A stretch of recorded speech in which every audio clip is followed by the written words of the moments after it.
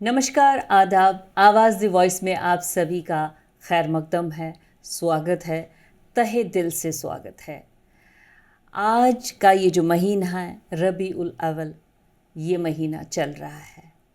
हमारे स्टूडियो में हमारे आज के ख़ास मेहमान आए हुए हैं जिनका नाम है मोहम्मद मारूफ आज़म कासमी जी।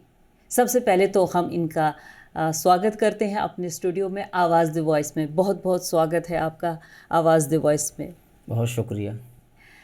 हम आपसे ये जानेंगे कि ये महीना जो है रबीउल अव्वल का चल रहा है, इसमें मुसलमान लोग इसको कैसे मनाते हैं और इसमें मुसलमानों को क्या करना चाहिए।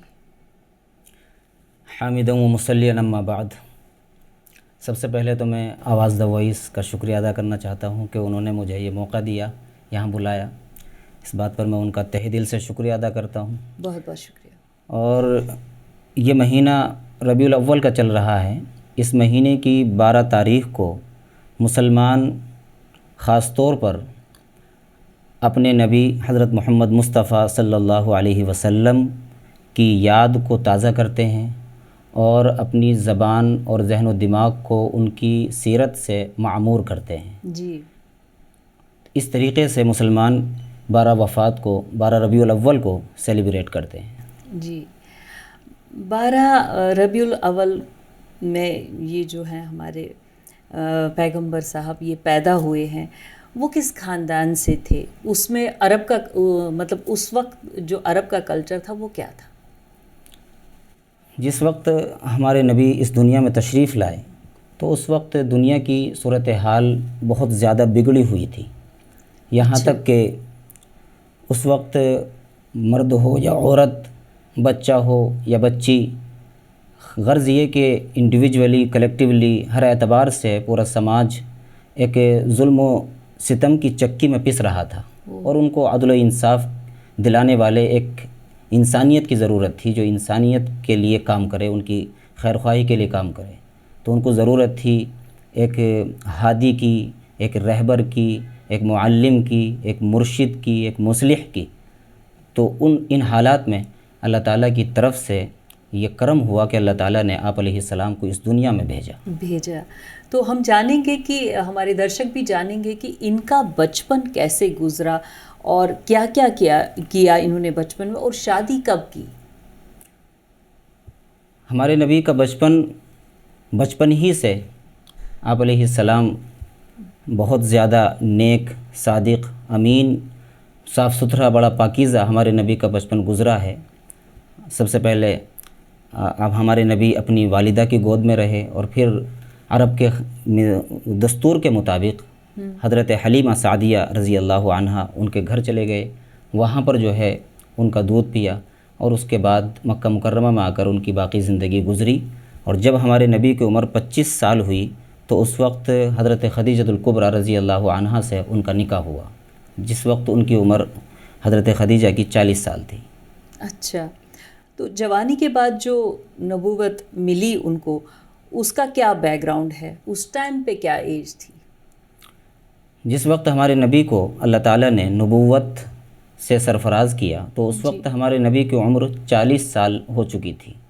40 साल की उम्र में अल्लाह ताला की तरफ से हज़रत जिब्राईल अलैहिस्सलाम के वास्ते से अल्लाह का पैगाम आया और कुरान करीम की सूरे कलम की शुरू की 5 आयतें नाजिल हुई। इस तरीक़े से अल्लाह ताला ने इस इंसानियत पर, इसको तबाह व बर्बाद होने से बचाकर अल्लाह ताला ने इस पूरी इंसानियत पर यह करम फरमाया कि आप अलैहिस्सलाम को इस दुनिया में मबऊस नबूवत से सरफराज किया। जी, वो 5 आयतें क्या हैं?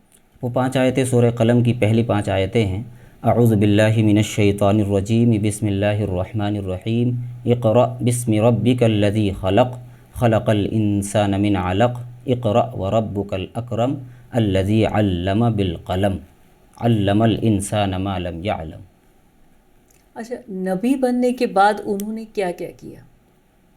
नबी बनने के बाद अल्लाह ताला की तरफ से जो उन पर ज़िम्मेदारी डाली गई वो यही थी कि अल्लाह ताला के पैगाम को पूरी इंसानियत तक पहुंचाया जाए और ये जो इंसानियत जुल्म व जबर की चक्की में पिस रही है, इनको अदल व इंसाफ दिलाया जाए और कमज़ोरों को, यतीमों को, बेवाओं को کا سہارا بنا جائے، غریبوں کا سہارا بنا جائے۔ اس طریقے سے آپ علیہ السلام نے کام کرنا شروع کیا اور اللہ کا پیغام لوگوں کو سنایا۔ اچھا، مکے کے اندر ان کی لائف گزری تو اس وقت انہوں نے وہاں کیا کیا کیا؟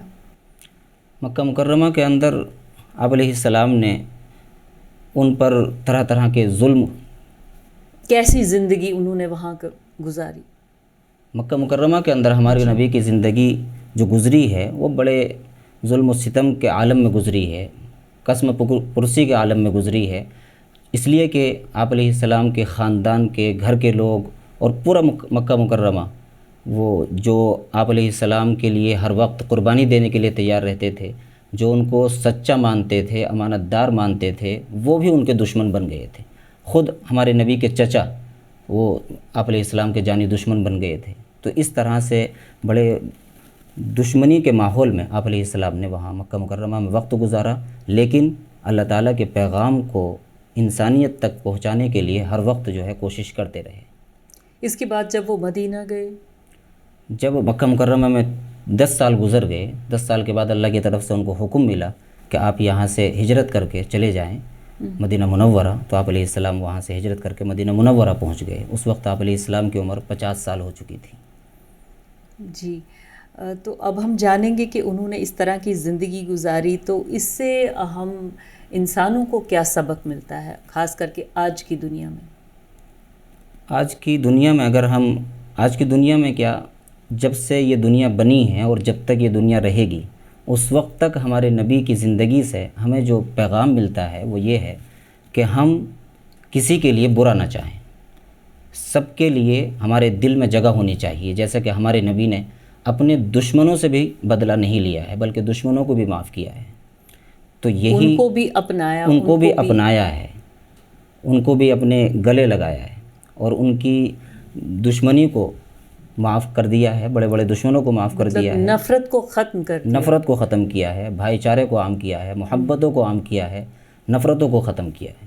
تو اسی طریقے سے ہمیں بھی ان کی سیرت سے یہی پیغام ملتا ہے کہ ہم اپنے اندر بھی اس طرح کے جذبات پیدا کریں تاکہ ہمارے درمیان میں جو توڑ ہے وہ توڑ ختم ہو اور جوڑ پیدا ہو جائے اور ہم انسانیت کے لیے جینے والے بن جائیں۔ جوڑنے کا سبق ان سے ملا۔ تو ان کی ڈیتھ کے بارے میں بتائیے کہ کب ہوئی، اس وقت ان کی ایج کیا تھی؟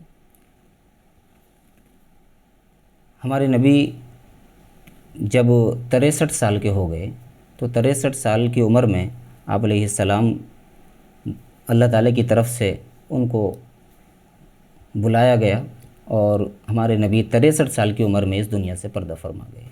یہ جانیں گے کہ ان کا خاندان، ان کے فادر کا نام اور ان کا خاندان میں مطلب کون کون لوگ تھے اس خاندان میں، اس وقت وہاں کا کلچر کیا تھا، عرب کا کلچر کیا تھا، ان کو اپنے خاندان سے کیا کیا ملی نصیحتیں؟ خاندان کے تعلق سے اگر بات کی جائے تو ہمارے نبی عرب کے سب سے بڑے خاندان سے تعلق رکھتے ہیں، جو اس وقت سب سے محترم، معزز اور مکرم سمجھا جاتا تھا، قریش خاندان سے۔ قریش خاندان میں بھی جو سب سے بڑا خاندان تھا بنی ہاشم، اس سے ہمارے نبی تعلق رکھتے ہیں اور اسی خاندان کے ایک بہت بڑے انسان گزرے ہیں، حضرت عبد المطلب، خواجہ عبد المطلب، ان کے بیٹے ہیں عبداللہ، حضرت عبداللہ، ان کی نسل سے آپ علیہ السلام اس دنیا میں تشریف لائے۔ تو ہمارے نبی کے والد کا نام عبداللہ، دادا کا نام عبد المطلب تھا اور آمنہ ان کی والدہ کا نام تھا۔ اور ان کی حیات شریک جو تھی، ان کی حیات شریک، ان کا جن سے نکاح ہوا، وہ حضرت جو پہلی حیات شریک بنی ہیں وہ حضرت خدیجہ الکبریٰ رضی اللہ عنہا ہیں۔ ان کا نام حضرت خدیجہ تھا۔ جی۔ تو جو آپ نے یہ 5 چیزیں ہمیں بتائیں، ان کا ٹرانسلیشن؟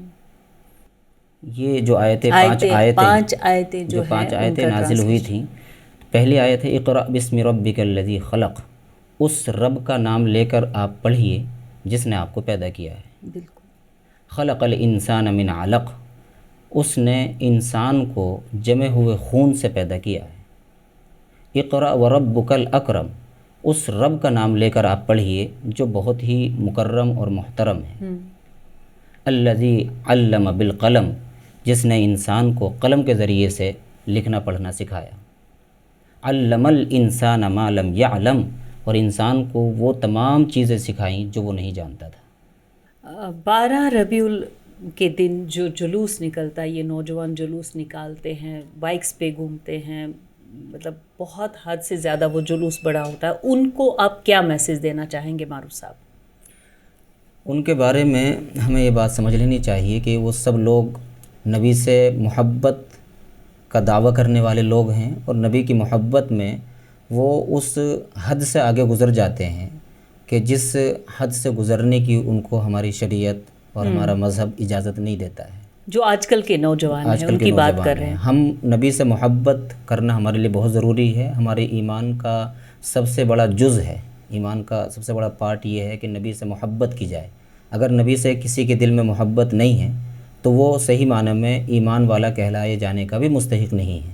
لیکن ہم اس محبت کرنے میں بھی اپنے نبی کی تعلیمات کے پابند ہیں، ان تعلیمات کی پابندی اور اس دائرے میں رہ کر ہی ہم محبت کریں، اور وہ دائرہ یہ ہے کہ جو ہدایات اور تعلیمات ہمارے نبی کی ہیں ان میں رہ کر ہم محبت کا اظہار کریں، ڈسپلن میں رہیں۔